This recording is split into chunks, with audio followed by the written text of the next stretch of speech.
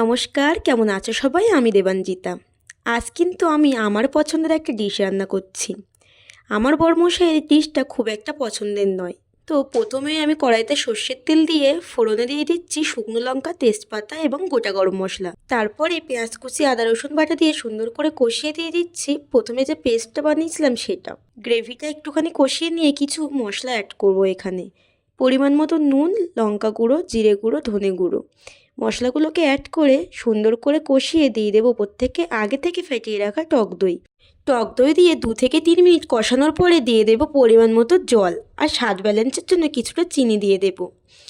আর মাছগুলোকে দিয়ে চেরা কাঁচা লঙ্কা দিয়ে ঢেকে দিয়ে 5 থেকে 10 মিনিট ফুটিয়ে নিলে কিন্তু রেডি হয়ে যাচ্ছে আমাদের গরম গরম দই কাতলা। তো শেষে আমি গরম মশলা দিয়ে নামিয়ে নিয়েছি।